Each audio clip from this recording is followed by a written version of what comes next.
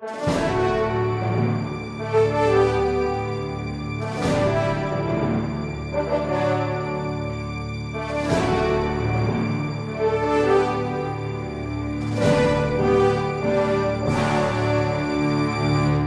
nome do Pai, e do Filho, e do Espírito Santo.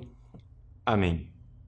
Inspirai, ó Senhor, as nossas ações, e ajudai-nos a realizá-las para que em vós comece, e para vós termine tudo aquilo que fizermos, por Cristo, Senhor nosso. Amém. Santa Maria, Mãe de Deus, rogai por nós. Em nome do Pai, e do Filho, e do Espírito Santo. Amém. Meus queridos, bem-vindos mais uma vez ao nosso site padrepauloricardo.org, na nossa primeira aula ao vivo. Então, esta aula ao vivo é a primeira aula desse ano de 2012, que é para responder às perguntas daquelas palestras a respeito do marxismo cultural que nós colocamos aí gratuitamente no site para vocês. Então, é uma aula ao vivo aberta, né? Se você acompanha o site Padre Paulo Ricardo, você sabe que estas aulas ao vivo geralmente são fechadas para o público que é assinante do nosso site. A razão, ela é muito clara, ou seja, essa conexão que nós usamos aqui para a aula ao vivo, ela não é gratuita, né? Exatamente porque nós queremos primar pela qualidade, por essa interatividade, e mesmo sendo uma conexão paga, nem sempre nós conseguimos transmitir para vocês. Vocês mesmos estão vendo que há algum problema de conexão. A gente não sabe se é do provedor, não sabe. Vamos tentar fazer com que essas aulas sejam tecnicamente, né, as mais perfeitas possível. É o que nós estamos trabalhando para isso.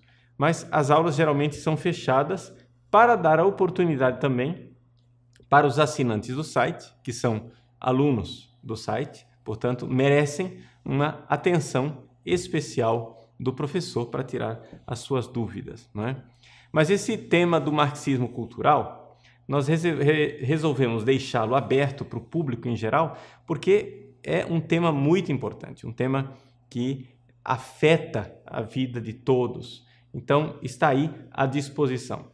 Nós também estamos pensando em lançar essa série de palestras do marxismo cultural em DVD, para que você possa adquirir o DVD do marxismo cultural e com o DVD fica mais fácil, né? Para exibir para grupos, salas de aula, grupos de estudo, grupos paroquiais, etc. E assim o DVD se torna um instrumento também mais versátil. O tema do marxismo cultural é importantíssimo. Por quê? Porque é a água na qual nós nadamos. Ninguém fala de marxismo cultural, por quê? Porque o peixe ele não nota a água na qual ele nada, ou seja, é um ambiente, né? Tornou-se a própria forma de pensar. Muitas pessoas que nunca estudaram marxismo já têm os cacoetes culturais, não é? Daquilo que Gramsci chamava de senso comum modificado, o senso comum deformado por uma mentalidade marxista. Então, essa realidade ela vai invadindo, né, a nossa sociedade. É evidente que tem suas repercussões dentro da igreja. A repercussão mais evidente e mais clara é a realidade da teologia da libertação. Então, essa série de palestras do marxismo cultural, né, poderiam ser também intituladas como Raízes Filosófico-Políticas da Teologia da Libertação. Então, a teologia da libertação, ela está toda ela a serviço do marxismo cultural. E é importante que as pessoas se deem conta disso. Houve no início, na década de 80, né, quando a Santa Sé condenou a teologia da libertação marxista, houve uma tentativa das pessoas de mostrarem que a teologia da libertação não era marxista. Por quê? Porque ela não pregava uma violência como o marxismo, que prega uma luta de classes violenta, que a teologia da libertação pregava uma fraternidade, que ela era de uma índole completamente diferente e que, portanto, ela não era marxista. essa tentativa de justificar a teologia da libertação foi uma tentativa a partir de uma ótica de marxismo clássico, não é? Ou seja, a teologia da libertação, ela faz parte do marxismo clássico, não é? Aquele como foi apresentado por Marx, em que se propõe uma revolução armada? Bom, geralmente não, é evidente, não é? Houve sim teólogos da libertação que propugnaram uma revolução armada. Eu me recordo bem, não vou citar aqui nomes, mas houve sim teólogos da libertação que chegaram a falar disso. Mas a maioria não chega a tanto. A maioria está dentro de uma batalha num outro campo, que é o campo cultural. Esse campo cultural, para nós cristãos, é importantíssimo, porque cultura, né, é uma realidade, é uma produção do espírito. Então, nós, na verdade, estamos falando aqui de batalha espiritual. Se existe um intento, se existe uma tentativa do marxismo de entrar dentro da igreja e mudar a igreja culturalmente, nós estamos falando aqui de uma batalha espiritual. Nós estamos falando de uma realidade em que a igreja está sendo sugada na sua alma verdadeira, né, para deixar somente a casca. Então, a ideia da teologia da libertação é essa: sugar o interno do cristianismo para deixar somente a casca, uma aparência de igreja em que o conteúdo cristão é substituído por um imanentismo, por uma realidade aqui deste mundo. Isso aí eu deixei bem claro nas aulas, né, a respeito do marxismo cultural. Mas vamos então responder as perguntas de vocês, porque essa é a finalidade desta aula. E já começo respondendo a pergunta do Nelson Viana, que nos saúda desde Portugal. Nelson Viana, boa noite para você também, Nelson. Alegria poder responder a sua pergunta. E saúdo desde já todos os nossos amigos portugueses que nos acompanham nessa primeira aula de 2012.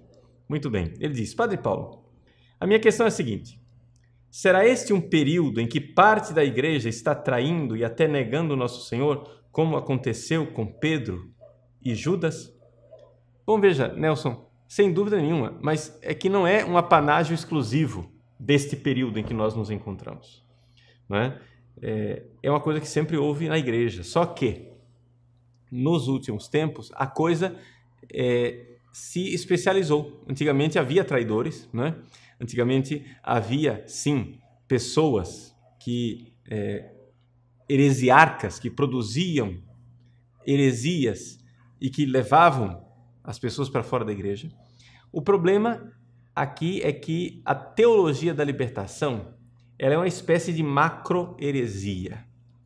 Ou seja, ela afeta, a heresia, ela afeta um dogma, 2, 3 dogmas no máximo. A teologia da libertação, ela afeta todos os dogmas. É uma releitura total da teologia cristã.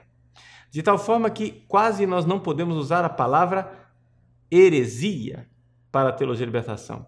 Talvez para sermos mais adequados para classificar a teologia da libertação, nós temos que usar a palavra apostasia, porque é um verdadeiro abandono da fé católica tradicional, não é? É o abandono da fé como um todo, para ficar somente com a casca, não é? Aqui, nesse sentido, a teologia da libertação tem um aspecto típico do gnosticismo.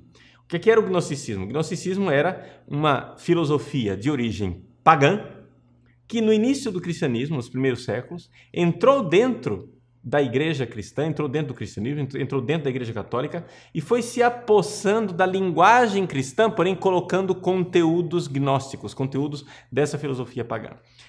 A teologia da libertação tem essa característica. Ela se apossa, ela toma posse de conceitos que são cristãos e coloca conteúdos que são pagãos. Então, nós podemos falar de traição como Pedro e Judas? Sim, podemos falar de traição. Mas traidor é aquele que um dia sinceramente teve fé, não é? Então, fica difícil nós julgarmos um fenômeno tão amplo.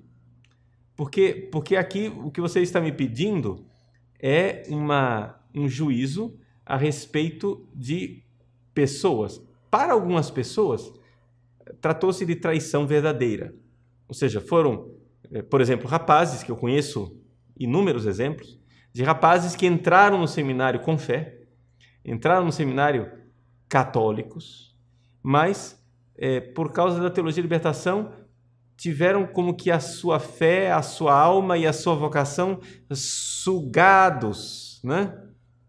Sugadas pela mentalidade imanentista da teologia de libertação, de tal forma que aquilo que eles se preocupam, aquilo que eles querem, aquilo que eles desejam é realmente mudar esse mundo e fazer o paraíso aqui na Terra, transformando completamente o cristianismo, que é uma realidade espiritual de salvação para nos levar para o reino dos céus, numa realidade imanentista aqui da Terra, para seguir uma agenda, não é? Uma agenda de revolução cultural e de implantação do socialismo. Então, pode-se falar de traição, sim.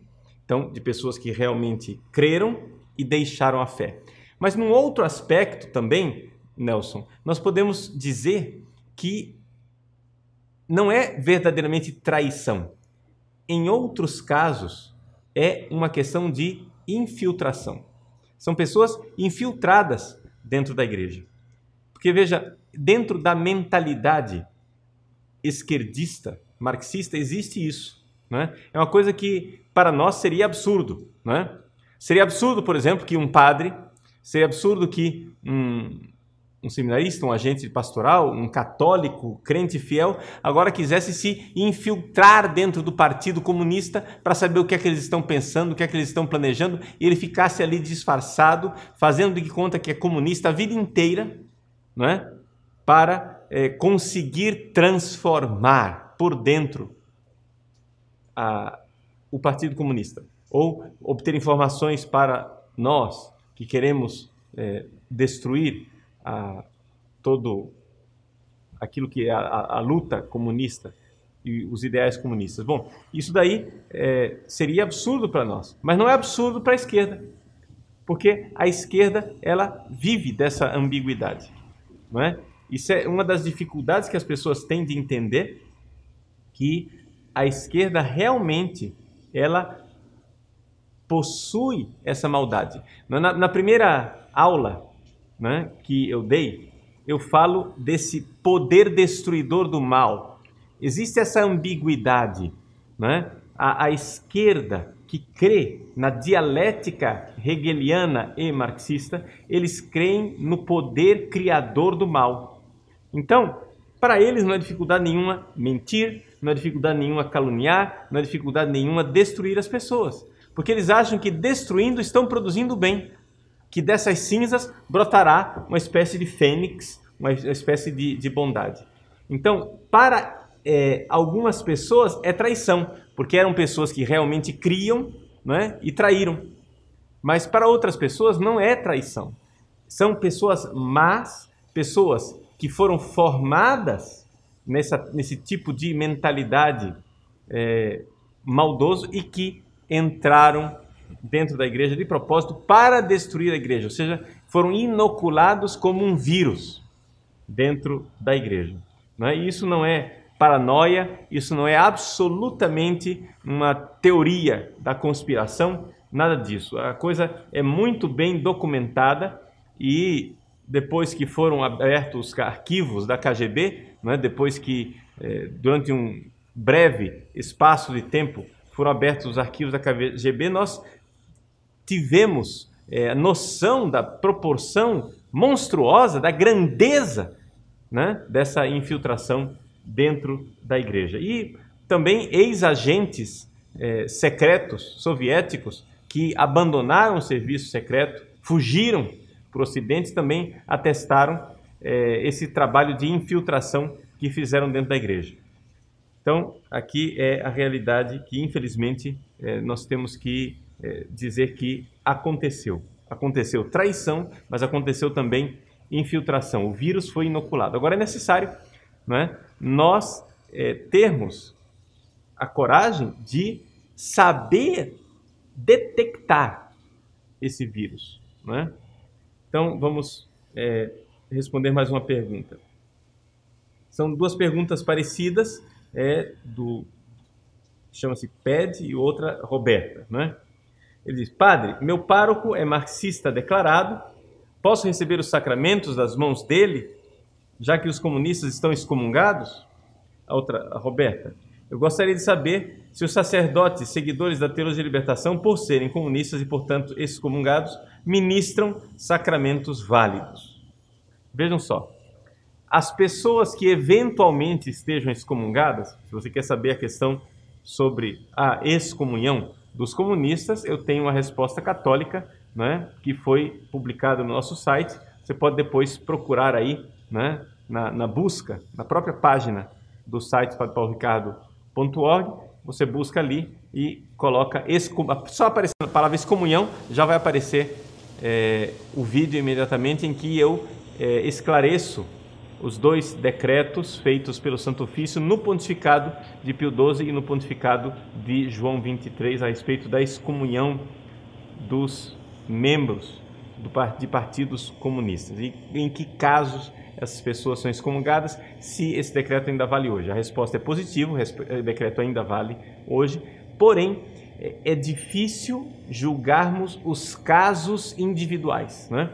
É um pouco difícil você saber, já que é uma excomunhão late sententia, ou seja, uma excomunhão automática, é difícil você colocar o chocalho, né, o sininho no pescoço do gato, entende? Individualmente saber quais daquelas pessoas estão excomungadas, porque para que haja excomunhão a pessoa tem que estar bem consciente daquilo que ela está fazendo. E às vezes as pessoas estão dentro da teologia de libertação, não digo que a palavra inocente talvez seja forte demais, não é exatamente inocentes, mas elas entraram dentro desses cacoetes mentais da teologia da libertação, né? E com esses cacoetes mentais elas não têm muita... não sabem distinguir exatamente, né? Não são plenamente teólogos da libertação, mas seriam aquilo que o pessoal da esquerda, né, chama de companheiros de viagem, por assim dizer, né? Ou seja, gente que é útil dentro do processo. Então, um pouco de cuidado. Em todos os casos, quando uma pessoa é declaradamente marxista e sabe que existe uma excomunhão com relação ao marxismo, essa pessoa está sim, né? Está sim excomungada. Respondendo à pergunta, se os sacramentos administrados por padres excomungados são válidos, a resposta é: geralmente são válidos. Ou seja, a excomunhão não elimina a validade dos sacramentos. Por quê? Porque sendo uma excomunhão late sententia, o fiel, se ela não foi declarada, não é? O fiel não está sabendo daquilo. Depois, o próprio padre, ele administra os sacramentos e aquilo ali está sendo terrível para a alma dele. É ele quem está se prejudicando com aquilo. Agora, o fiel concreto, ele recebe o sacramento validamente. E o sacramento só seria inválido se houvesse realmente algum vício de intenção no celebrante, não é? Para você ter ideia, eu não estou sendo bonzinho, não é? Com os marxistas, não é questão de bonzinho. É que nós temos que nos cuidar de não cair numa heresia chamada donatismo. O que é a heresia donatista? Não é? Donato era um bispo do norte da África que dizia que os sacramentos administrados pelos hereges não eram válidos. Santo Agostinho lutou a vida inteira contra a heresia donatista, exatamente porque a igreja ela não tem condições, e ela não faz isso, a igreja não vincula a validade do sacramento à santidade do ministro. Se a santidade do ministro, né, fosse uma condição para a validade do sacramento, nós estávamos perdidos, né? Quando que a gente ia receber um sacramento? Ia ter e que dúvidas nós teríamos? Já pensou se aquele padre tem pecado mortal? Já pensou se aquele padre está excomungado? Já pensou se aquele padre isso e aquilo? Não. Se o padre foi validamente ordenado e está celebrando na intenção de fazer aquilo que a igreja sempre fez, o sacramento é válido, né? De uma forma geral. Claro que eu estou aqui dando uma resposta geral, né? Os casos específicos, né? As casuísticas, os casos específicos comportam também diferenciações. O Olímpio, ele pergunta o seguinte: Padre, qual é a posição da igreja acerca do capitalismo? Boa pergunta, Olímpio. É o seguinte, você sabe que a igreja, ela é também crítica com relação ao capitalismo. Porém, se você for ver a doutrina social da igreja, você verá que a igreja aceita o capitalismo com correções.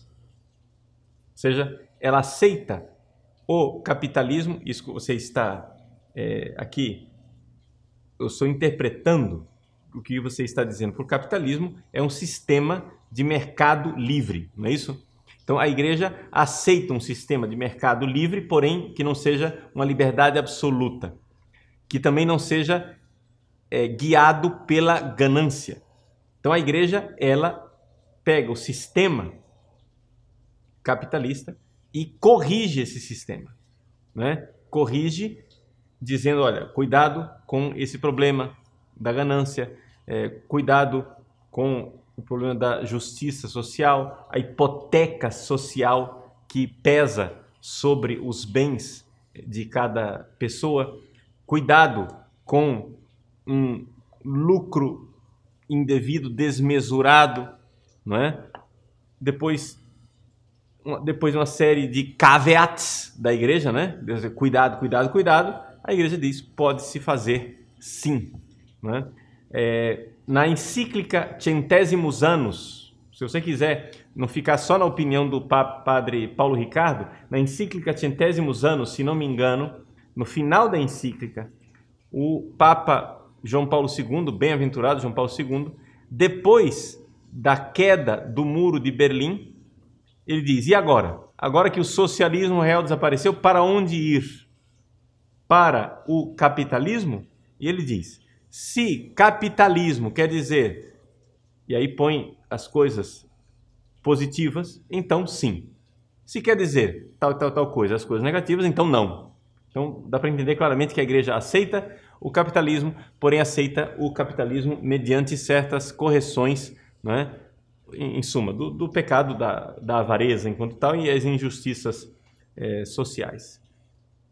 Agora, a igreja não aceita o marxismo, né? O marxismo não tem correções, não é incorrigível, é uma situação, é um sistema incorrigível porque é uma forma de pensar que implica, de uma certa forma, uma visão de mundo que exclui a visão religiosa, não é? Você vai dizer, não, mas eu sou marxista e eu creio em Deus. Sim, você é marxista e crê em Deus, mas o seu paraíso é aqui na Terra. Então isso é um problema sério. Ou seja, quando o marxista pensa num paraíso aqui na Terra, o negócio já foi prejudicado desde o início. Já lascou tudo. Aí já pronto, não é? Agora, alguma intervenção estatal no mercado, alguma correção social, é evidente que a igreja aceita isso. É a doutrina social da igreja, não é? Nós não somos capitalistas selvagens, nós não somos a favor de um livre mercado total e restrito em que jamais haja nenhuma intervenção estatal no mercado. Não, as coisas não são assim. Por quê? Porque a igreja vê a questão do bem comum, não é? Muito bem. O Johnny pergunta como os leigos devem agir: bater de frente ou aguentar calado? Veja, Johnny, são perguntas difíceis de se responder, porque aqui nós estamos diante de uma pergunta da razão prática, não é? E a razão prática, ela precisa ser muito contextualizada. Não dá para eu te dar uma resposta claríssima. Então, veja, como é que os leigos podem fazer com relação à teologia da libertação? O que eu sugiro sempre, como regra geral, exceções são feitas em casos, né, especiais, o que eu sugiro sempre como regra geral é o seguinte, é que o caminho de ida é o caminho de volta. Como é que o pessoal da esquerda conseguiu chegar na hegemonia cultural da forma que nós vemos hoje? Eles conseguiram chegar lá porque tiveram estratégia. Então nós precisamos ter estratégia também. Essa estratégia não pode ser imediatista. Nós estamos numa batalha cultural. Ora, uma batalha cultural significa o seguinte, primeira coisa, precisa ter cultura. Ou seja, você precisa estudar.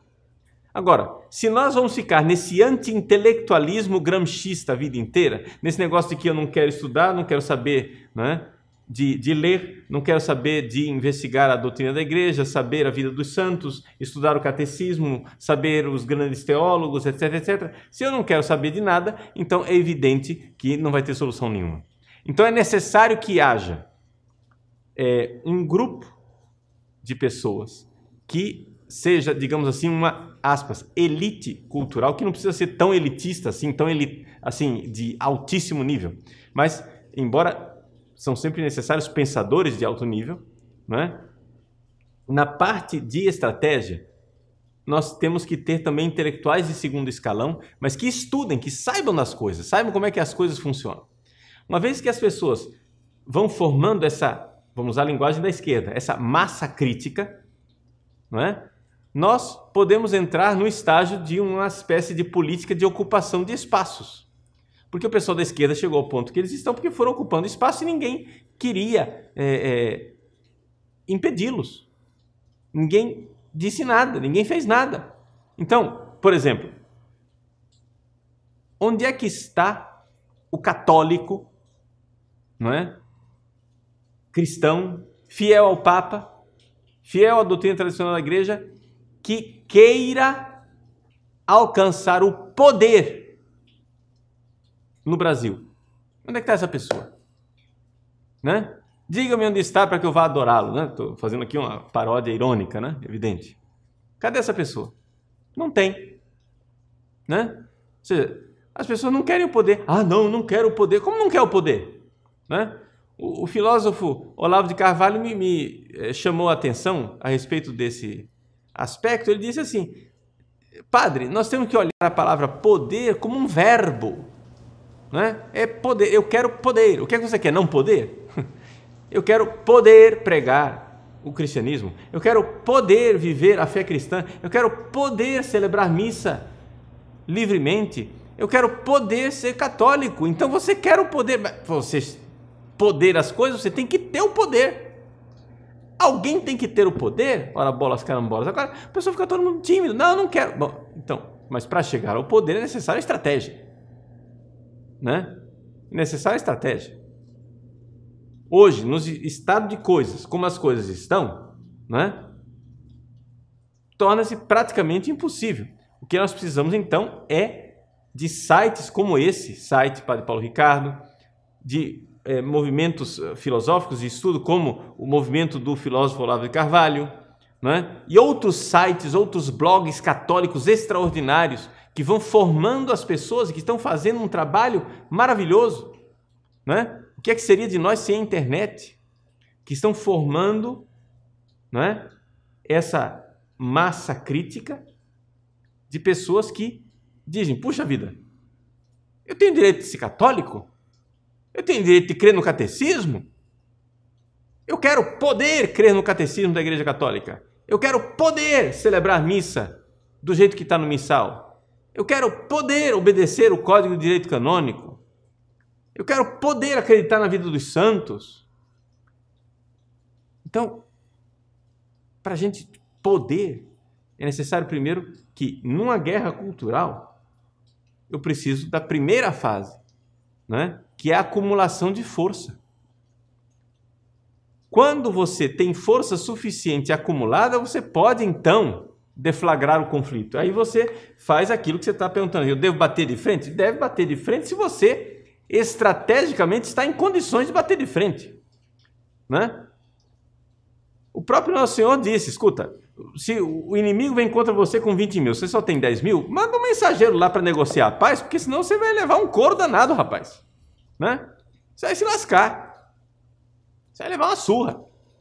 Então, quando nós somos minoria, tem uma maioria lá e uma minoria cá, e eles estão vindo contra nós, você vai enfrentar, você pode ser muito herói, vai lá e enfrenta, vai lá um tiro na cara, você vai ser um mártir maravilhoso, mas um mártir inútil.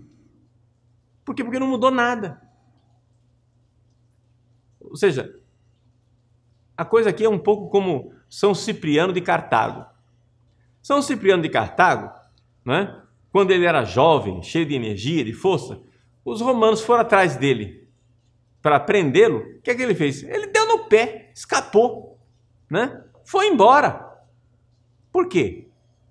Porque ele disse, meu povo precisa de mim, eu tenho um serviço para prestar. Pera lá, rapaz, não é covardia da morte, não. O meu povo precisa de mim.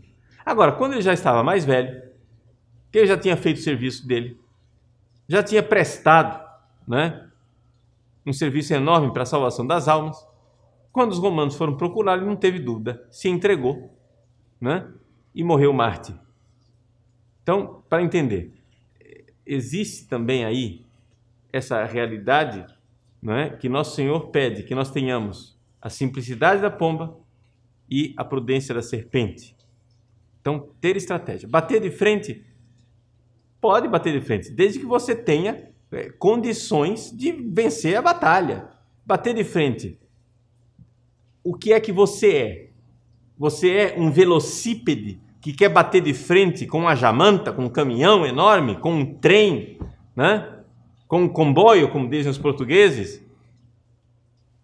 Então é evidente, se você está de velocípede, vai bater de frente com um caminhão, você vai ser esmagado. Então, agora, quem é você para bater de frente? Está entendendo? Se você tem o poder, a possibilidade de ganhar, então bata de frente. Mas se você não tem possibilidade de ganhar, meu irmãozinho, retira a sua tropa, acumule as forças para que no tempo oportuno nós possamos vencer, porque nós precisamos de você, não estamos a fim de perder soldado, não, né? Você quer ser mártir, mas não seja estúpido, não seja mártir antes do tempo, tá? Vamos primeiro juntar a tropa para ver se a gente consegue alguma coisa. Pergunta do Márcio: onde podemos conhecer e nos aprofundarmos a respeito da doutrina social católica verdadeira segundo o Papa? Olha, Márcio, existe o compêndio, um diretório que traz todos os documentos de doutrina social da Igreja, né? De uma forma geral, os documentos ali devem ser avaliados porque existem documentos de altíssimo nível, como as encíclicas, e existem documentos menos importantes que são de dicastérios que não têm a mesma autoridade papal, né? No ensinamento papal. Então, tem que tomar a coisa com um pouco com grano salis, como se diz. Você tem que saber qual é a hierarquia daqueles documentos, porque nem tudo que está dito lá é realmente doutrina da igreja. Às vezes existem opiniões, né? Porém, para que você tenha um resumo disto, eu aconselho você a ler o Catecismo da Igreja Católica, aquilo que diz respeito o que diz o sétimo mandamento, né? Não furtar. Porque toda a doutrina social da igreja está lá no catecismo. Olha lá o sétimo mandamento, não furtar, e você tem ali a doutrina social da igreja. Você vai dizer, mas é só não furtar? Não, não é isso. Estou dizendo que dentro do catecismo está classificado, né, na parte do sétimo mandamento, não furtar. Você vai lá no sétimo mandamento e olha, e vai ver que tem lá páginas e páginas, aquelas páginas e páginas são um resumo da doutrina social da igreja, em sintonia com o Papa, para você estudar. Digamos assim, essa seria uma solução mais rápida para você ter uma noção daquilo que é a orientação da igreja sobre a doutrina social. Tá bom? Agora, uma outra pergunta. O diácono Evaldo: Padre Paulo, podemos deduzir, a partir do que o senhor nos explicou nas aulas, que há uma nova esquerda, a qual substituiu nesse século XXI a revolução socioeconômica pela moral cultural? Veja, diácono, a gente pode chamar de nova esquerda, se você quiser. O problema é que os caras que estão nisso tudo são os velhos esquerdistas. Ou seja, não é que é nova em que sentido, né? Depende, porque veja só, o próprio Marx já iniciou uma espécie de marxismo cultural quando ele começou a denunciar a religião como ópio do povo. Os próprios Lenin e Stalin, que adotaram métodos tão violentos e cruentos, né? Revolucionários, de revolução armada, eles também investiram na batalha cultural, né? Claro que as coisas foram intensificando. Aquilo que era uma sementezinha lá em Marx, as coisas foram crescendo e tomando tamanho. Quando Nikita Khrushchev denunciou os crimes de Stalin, né, e provocou aquela ruptura, aquela cisão terrível do partidão, né, do PCB para o PCdoB, né, o pessoal se sentiu traído, mas o Nikita Khrushchev falou, olha, vamos agora conquistar o negócio através do jogo democrático. E a partir do momento que ele decide conquistar no jogo democrático, é como se ele tivesse carimbado, né, todo o esforço cultural, né, que estava sendo feito. Porque, digamos assim, de uma forma geral, a esquerda, quando ela luta internamente, ela luta, mas é uma luta que não visa a autodestruição. A luta interna da esquerda, ela estranhamente parece que se reforça. A esquerda se reforça. Então, enquanto na época de Stalin, não é, se condenavam marxismos culturais, como os da escola de Frankfurt, e se condenava pessoas como Sartre, Merleau-Ponty, como sendo pessoas que não representavam o pensamento da ortodoxia soviética, não é? Mesmo nesta época, o próprio Stalin tomava medidas para que se propagasse no Ocidente uma série de atitudes culturais. Por exemplo, enquanto ele esmagava com tanques de guerra as culturas minoritárias dos países satélites da União Soviética para formar o Homo Soviéticos e todo mundo uniforme, todo mundo igual, ele deu ordem para que os partidos comunistas do mundo inteiro estimulassem a revolta de pequenas etnias, de minorias, né, étnicas, para fazer disso um caldeirão revolucionário, né? Então, quando você vê áreas, regiões onde o interesse de conflito cultural interessa aos soviéticos, eles pegam aquilo lá e levam para a estratosfera, né? Você pega a área de conflito a respeito do petróleo do Lago Mar Cáspio, né? Você pega lá os armenos, Nagorno-Karabakh, Companhia Limitada, ali os conflitos são enormes. Mas por quê? Porque interessa para a Rússia que haja conflito, não é? Ali as minorias são usadas como gasolina revolucionária, não é isso? A mesma coisa com relação aos palestinos. Os palestinos são usados como gasolina revolucionária. Toda a mentalidade árabe, né, o islamismo, tudo isso foi insuflado e tudo isso foi subsidiado pelo pensamento soviético. Então vejam, não é que a ortodoxia stalinista estava totalmente alheia ao combate cultural. Então, nós podemos falar de nova esquerda? Sim e não. Podemos falar de uma nova esquerda em que sentido? Em uma nova ênfase, não é? Eles viram várias coisas que hoje se veem com muita clareza. Quais clarezas adquiriram os esquerdistas, né? Os marxistas? Eles têm a clareza que, primeiro, uma economia marxista é impossível. Então, eles não estão tentando mais economias marxistas, estão se abrindo para a economia de mercado. Aquilo que era o ponto de honra, né, do marxismo foi cedido. Todos migraram para quê? Para a luta cultural, para o combate cultural. Então, vejam, mudou o foco, né? Mudou o foco, mas aquele combate cultural já estava lá desde o início. Só mudou a ênfase, de alguma forma. Mateus Henrique. Padre Paulo, como as ciências humanas, mais precisamente a psicologia, podem influenciar no processo de instauração e propagação do marxismo cultural? Mateus Henrique, a sua pergunta é extraordinariamente importante. A psicologia tem tudo a ver com o marxismo cultural. O Herbert Marcuse, não é?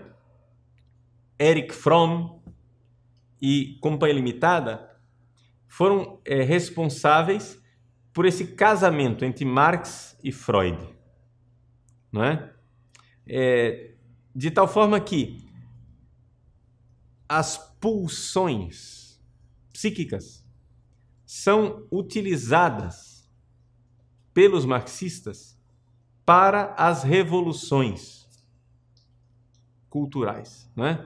É interessante que eles desejam usar isso tudo. Em alguns lugares, por exemplo, como foi nos Estados Unidos, não é? O marxismo cultural promoveu a revolução sexual, que se espalhou pelo mundo inteiro. Mas essa revolução sexual dos hippies, que foi causada pelos marxistas, né? Isso se vê claramente em Eros e Civilização, o livro de Marcuse, né? Nesse livro, você com toda clareza vê que existe uma vontade de usar o pensamento freudiano e as pulsões eróticas como catalisador de um movimento revolucionário. Então, tá aí. Em outros lugares, como é o caso do Brasil, em que os marxistas chegaram ao poder através das eleições, uma vez que eles estão no poder, vejam que a vontade deles não é mais de fazer revoluções. O pessoal não está preocupado mais com revolução, né? Eles estão descaradamente querendo se manter no poder. Então, por exemplo, enquanto na época do Sarney, do Fernando Henrique, né, todo mundo fazia chacota, os programas humorísticos do Brasil viviam de escarnecer o presidente da República, agora que eles chegaram no poder, experimenta fazer uma piada sobre o Lula. Experimenta fazer uma piada sobre a presidente Dilma, né? Um escândalo. Imagina uma piada sobre o presidente Dilma, né? Você faz piada sobre Jesus Cristo, sobre o Papa, sobre a Madre Teresa de Calcutá, sobre Nossa Senhora, mas sobre a presidente Dilma, misericórdia, não se pode fazer piada, porque isso é um crime de lesa majestade, né? Você macular o nome sacrossanto da presidente da República, você entende o negócio? Quer dizer, não eram vocês, que revolucionários, que anteontem estavam delapidando o presidente da República? Não eram vocês que anteontem estavam fazendo chacota, escarnecendo, né? Caluniando até? Não, agora não pode. Então, vocês vejam que aí entra, né, o plano B. O plano B da história é a imbecilização das massas para que sejam massa de manobra. Então, o Brasil está aí, campeão de ignorância em todos os testes internacionais, né? O Brasil é realmente o Brasil é um país único, é um país campeão. Nós somos campeões de ignorância. Que beleza! Nossa escola é a pior de todas, né? Nós estamos com a escola do nível da escola da Zâmbia, né? Então tá ótimo, tá muito bom. Que beleza! O Brasil é campeão. Então, vamos lá, vamos imbecilizar os nossos jovens, fazer com que eles tenham sexo desregrado. Vamos distribuir camisinha nas escolas. A gente distribui camisinha nas escolas, faz os menores de idade terem relações sexuais precoces e depois acusa a Igreja Católica de pedofilia. Olha que beleza! Que beleza! Né? Vamos fazer isso, gente. Vamos lá, né? Os padres é que são pedófilos. Os caras passam leis. Agora, a última novidade do nosso Brasil campeão do mundo, né? Brasil, nação... Tinha um amigo meu, estrangeiro, claro, né? Que aprendeu essa única frase em português, que em português é errado, né? Brasil é o país mais grande do mundo, né? É o país mais grande. De fato, nós somos mais grande. Nós somos mais grande em quê? Em ignorância, em depravação. Por pesquisa da Unesco, Unicef, os jovens brasileiros perdem a virgindade mais cedo do que em qualquer outro país do planeta. Não é bonito isso? Né? Nós não somos campeões? É uma beleza. Nós somos campeões agora, somos campeões absolutos em assassinatos. Nós estávamos perdendo só para a Rússia, né? Agora conseguimos matar mais gente do que a Rússia. Nós somos realmente campeões. Somos um Brasil de assassinos. Se mata nesse país por tudo. Por quê? Porque isto é a atestação, número 1, do reinado dos narcotraficantes nesse país e o reinado da falta de moral. Porque quiseram acabar com a moral cristã, tá aí. Se mata por qualquer coisa. Né? Eu que trabalho em paróquia, toda semana a gente vai benzer um cadáver, encomendar a alma de uma pobre criatura que foi assassinada. Um dia é um velho de 65 anos que foi assassinado, degolado quase, por causa de R$250. Outro dia, um velho mata 2 meninas adolescentes. Outro dia, a amante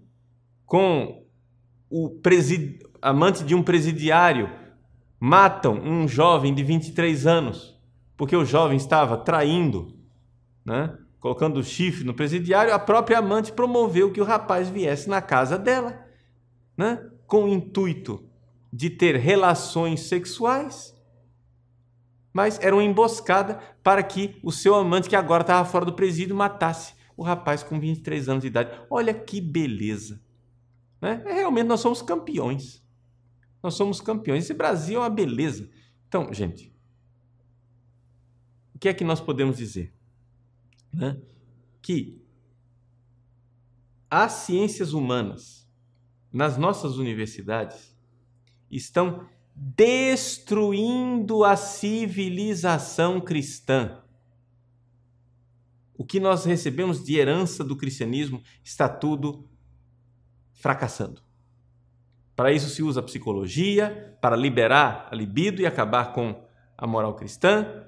Para isso se usa a sociologia, para dizer que não, nós temos, as mulheres têm direito na sociedade para escolher se vão ou não vão ter filhos, etc. e tal. Para isso se usa o próprio direito, né? Para isso se usa também os professores em sala de aula, professores de história, de geografia, para reler toda a história e ensinar aos nossos jovens como é que o mundo não é. Ou seja, essa é a grande realidade. Outro dia eu fui ver o livro de história do meu sobrinho, fiquei abismado. Fiquei abismado. Ou seja, um livro de história que não tem linha histórica. Ou seja, é feito para imbecilizar, não pode ser outra coisa. O menino fica perdido naquilo. Um capítulo começa com a Revolução Francesa, no mesmo capítulo ele retorna para as civilizações pré-colombianas e depois vai para a década de 60. No outro capítulo, ele começa com a Idade Média, depois volta para a Idade da Pedra. Quer dizer, um negócio maluco que é feito para imbecilizar. Ou seja, a garantia é que com aquele livro você não aprende história, mas você aprende os cacoetes mentais dos marxistas. Entende? Por quê? Porque você vê claramente que o capítulo é montado para doutrinar. Para doutrinar. Então, essa maravilha na qual nós vivemos. Olha que beleza, né? O Brasil é campeão. Então, tudo isso está sendo feito como? Com as ciências humanas. E a psicologia é o carro-chefe de todo esse negócio. Márcio Dias. Padre, um dos padres da minha cidade está se candidatando a vereador. E o bispo está autorizado a fazer com situações onde o bispo está autorizado a fazer com situações onde o padre só se preocupa com as coisas que não têm nada com sua missão de sacerdote? Então, veja só, um padre que se candidata para um cargo político, não é? Ele está indo contra uma determinação precisa do Código de Direito Canônico. Os clérigos não podem, os clérigos não estão autorizados a se envolver em política partidária, né? Portanto, o bispo pode tomar as medidas disciplinares cabíveis. O passo primeiro seria de advertir o sacerdote em questão.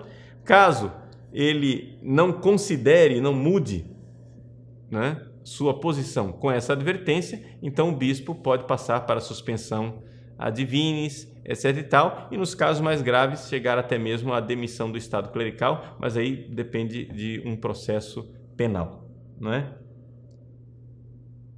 Carlos, padre, quem são estes comunistas? Vi as aulas de fato, acredito no que o senhor prega. Agora, quando falo com os meus amigos, eles falam em teoria da conspiração. Afinal, quem são, padre?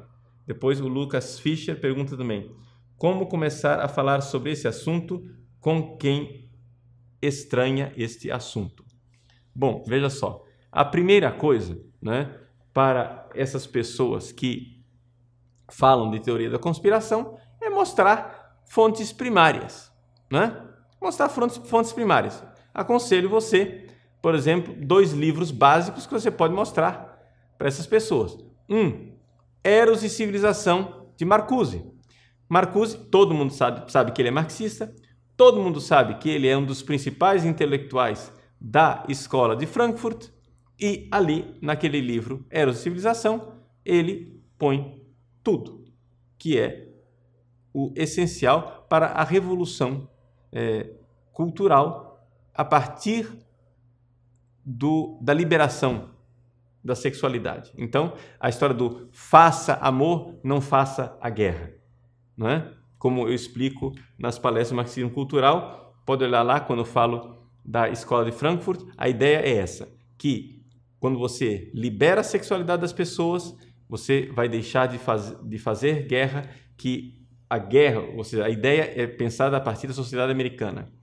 Na sociedade americana, existe uma agressividade que levaria os Estados Unidos a fazerem guerra contra as pessoas por causa do imperialismo, que os Estados Unidos, teoricamente, precisa de novos mercados e ele, teoricamente, conquista esses mercados com a guerra, né? Teoricamente eu falo, porque depois esses mesmos sujeitos que dizem que os Estados Unidos faz guerra para ganhar dinheiro, depois ficam acusando George Bush de ter falido o país porque fez guerra.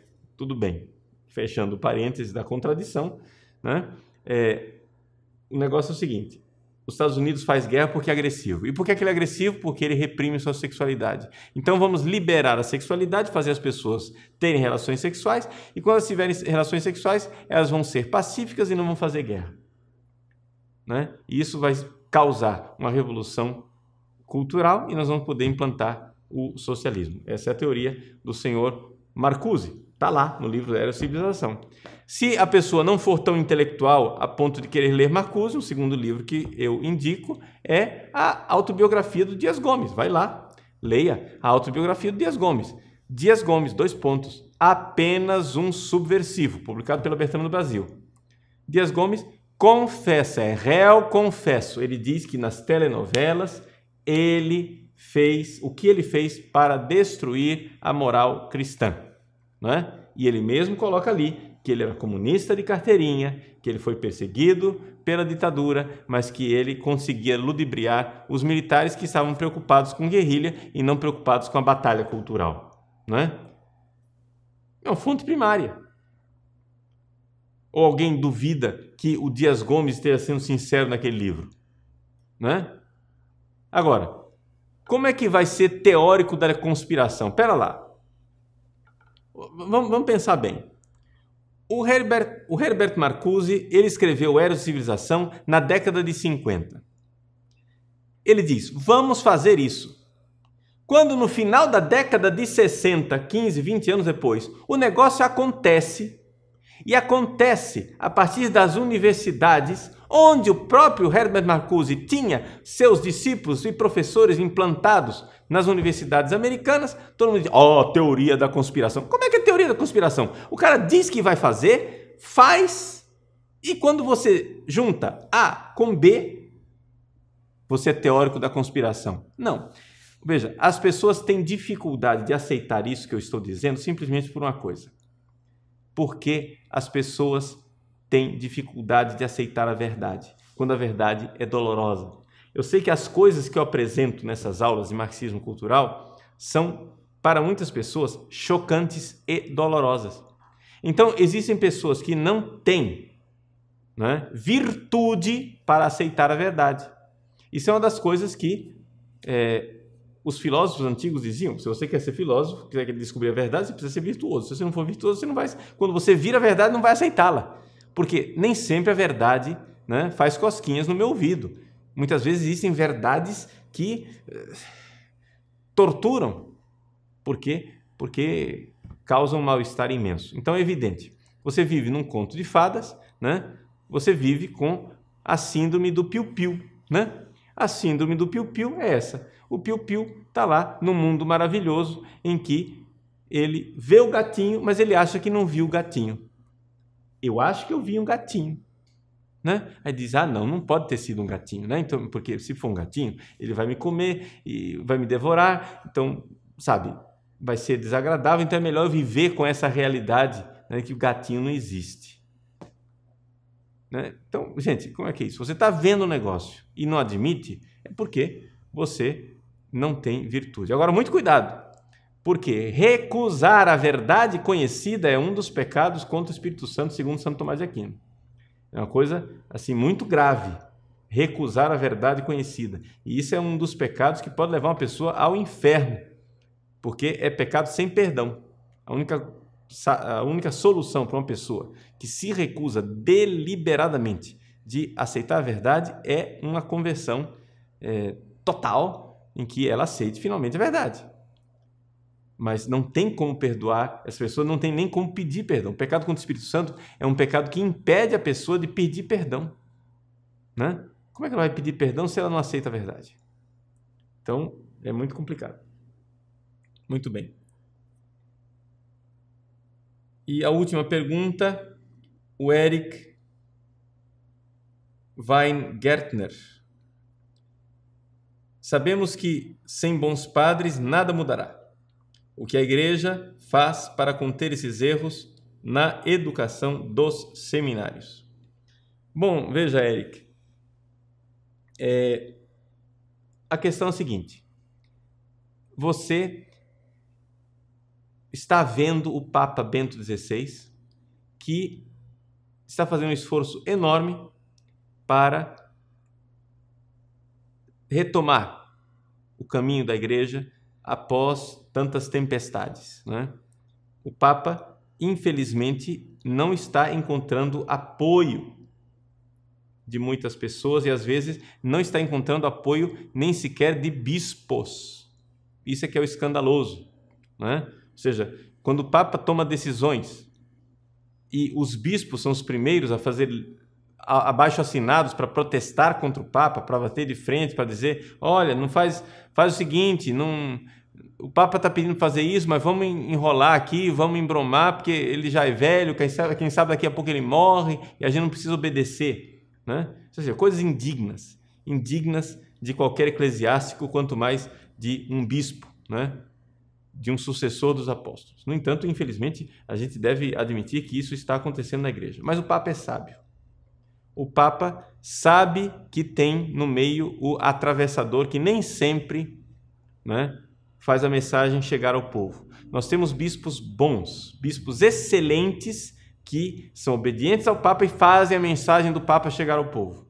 Mas, infelizmente, temos também desses atravessadores aí que impedem que a mensagem chegue ao povo. Né? Isso é uma realidade triste e eu aqui não estou acusando indevidamente os bispos, não. Né?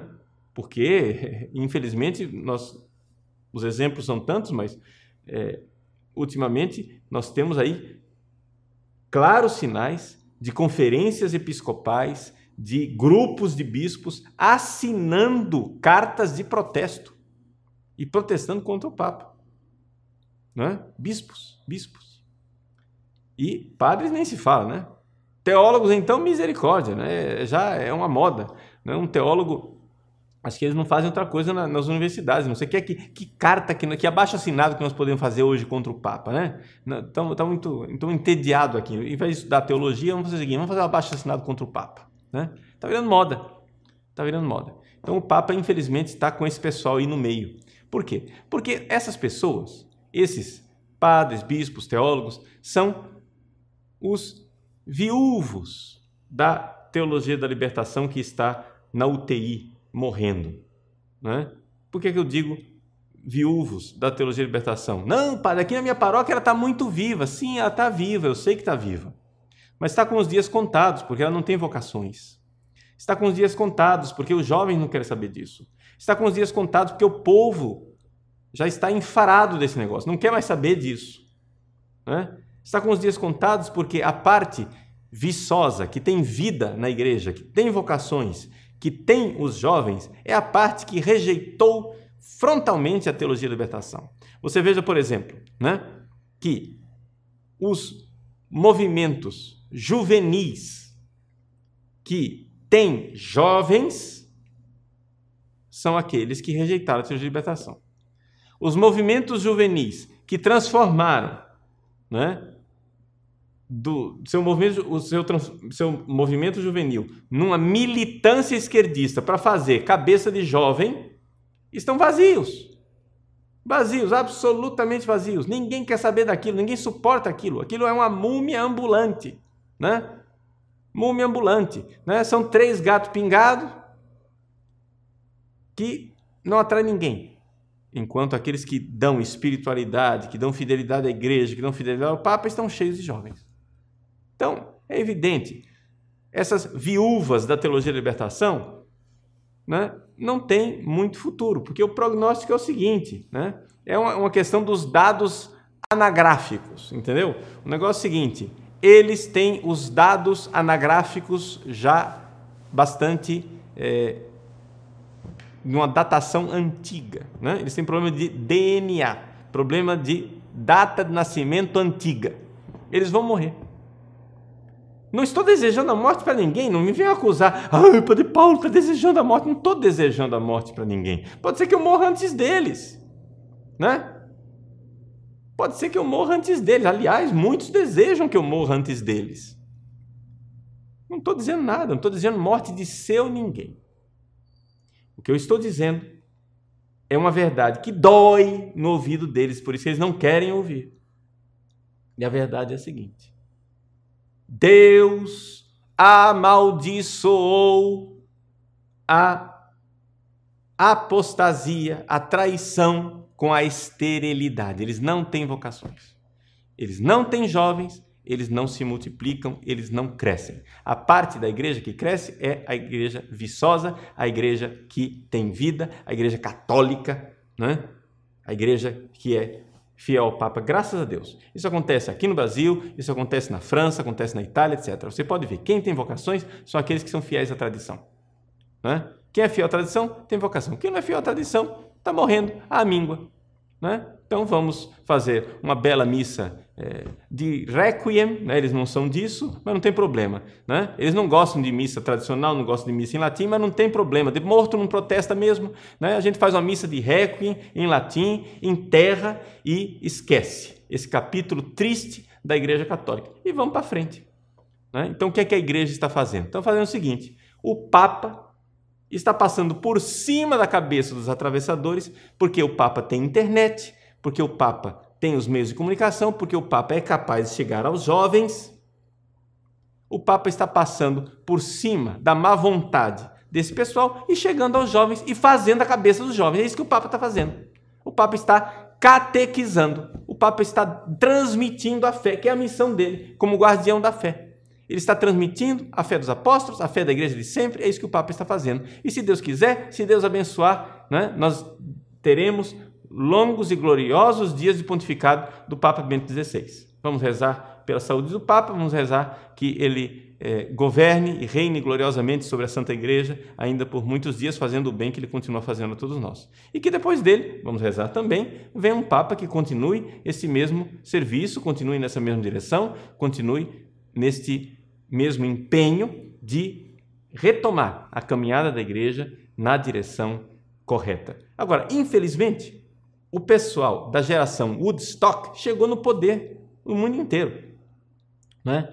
São eles que são presidentes da República, são eles que são ministros de Supremo Tribunal, são eles quem são vereadores, senadores, são eles quem são desembargadores, são eles quem são juízes de tribunal, são eles quem são reitores de seminários, bispos, cardeais. É a geração Woodstock que chegou, né, ao poder.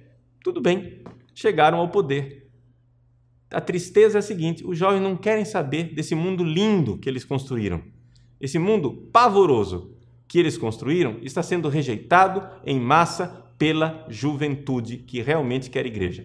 Claro que tem jovem maluco, claro que tem jovem punk, tem jovem satanista, tem jovem drogado, tem jovem de todo tipo, mas esse não vem à igreja. O jovem que vem à igreja é conservador, para a tristeza destes senhores que irão morrer estéreis, porque Deus amaldiçoou a traição e a apostasia com esterilidade, né? Essa é a grande realidade, tá? Então, fica aqui a resposta para você, Eric. O que a igreja está fazendo? O Papa está formando uma juventude maravilhosa, que Deus dê longos dias a ele e nos dê, né, realmente as orientações do caminho. Vamos seguir na fidelidade do Papa Bento XVI. Vamos estudar aquilo que é o ensinamento do Papa, vamos ver e ser fiéis a ele, tá bom? Então, é isso.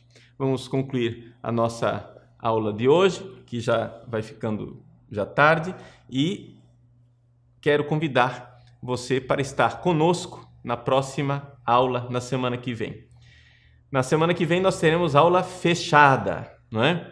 A aula vai ser somente para os assinantes do site, e digo desde já qual é o tema. Eu vou iniciar na semana que vem uma série de aulas a respeito de dons carismáticos e místicos. Portanto, chegou o momento da gente falar sobre dom de línguas, não é? Repouso no Espírito e tantos outros dons, com todas as polêmicas que podem estar aí dentro, não é? Eu procurarei ser o mais imparcial possível, responder teologicamente, responder em sintonia com a tradição da igreja, mas também levar a sério a realidade da mística dentro da igreja, que precisa ser levada a sério, né? Não é tudo também só fantasia da cabeça das pessoas, mas, claro, deve-se levar em consideração a tradição da igreja, porque existem realmente abusos. Então, nós vamos falar a respeito disso nas aulas que vêm. Vão ser aulas fechadas para os assinantes do site. Então, se você ainda não é assinante do site,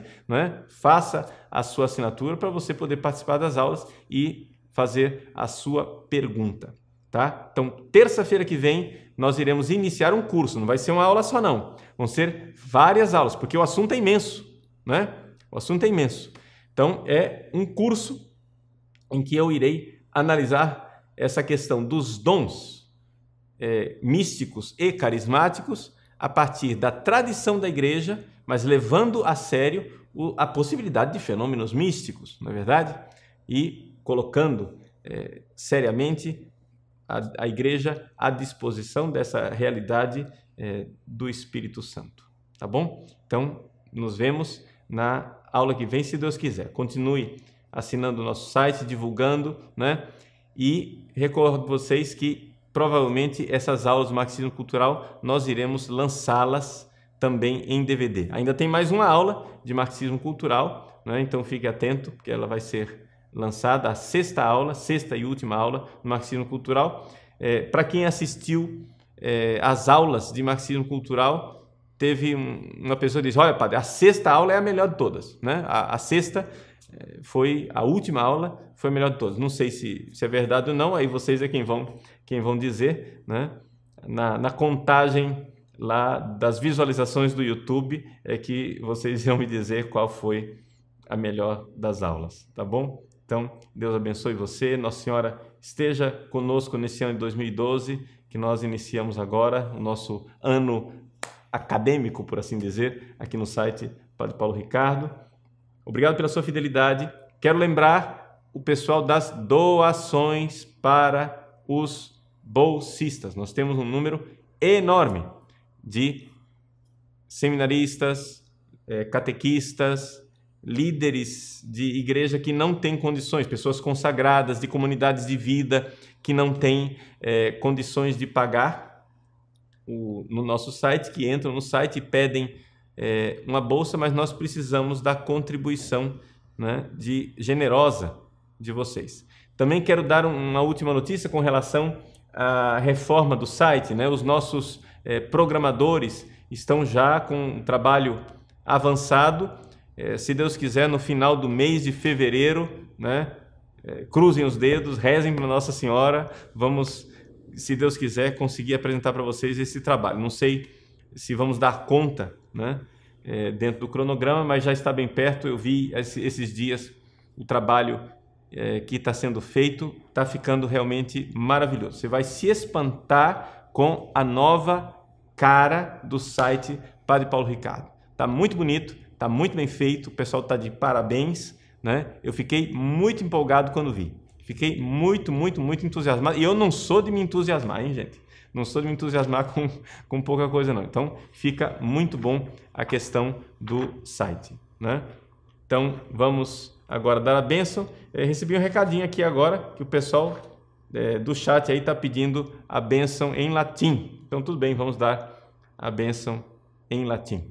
Vamos primeiro nos colocar debaixo da proteção da Virgem Maria. Ave Maria, gratia plena, Dominus tecum, benedicta tu in mulieribus et benedictus fructus ventris tui, Iesus. Sancta Maria, Mater Dei, ora pro nobis peccatoribus, nunc et in hora mortis nostre. Amen. Dominus vobiscum et cum spiritu tuo. Benedicat vos omnipotens Deus, Pater et Filius et Spiritus Sanctus. Amém. Deus abençoe. Até semana que vem, se Deus quiser.